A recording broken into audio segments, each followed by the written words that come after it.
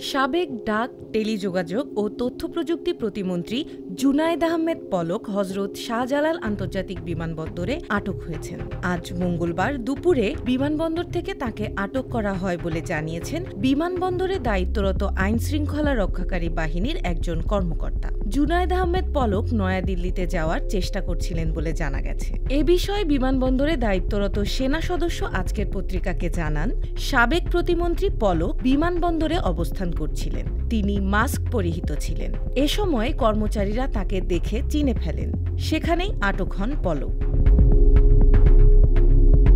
৫ August বিকেল থেকে রাত পর্যন্ত জুনায়েদ আহমেদের সঙ্গে মোবাইল ফোনে একাধিকবার যোগাযোগের চেষ্টা করা হলেও তার সাড়া মেলেনি। তার ব্যক্তিগত সহকারী আজকের পত্রিকাকে বলেন, রোববার রাতের পর থেকে পলকের সঙ্গে তিনি যোগাযোগ করতে পারছেন না। একই রকম তথ্য জানান তথ্য ও যোগাযোগ প্রযুক্তি বিভাগের জনসংযোগ কর্মকর্তা বিপ্লব নাজির। এই দিন শেখ হাসিনার দেশত্যাগের খবর প্রচারের পরপরই নাটোরের সিংড়ায় জুনায়েদ আহমেদ পলকের বাড়িতে হামলা চালায় বিক্ষুব্ধ জনতা।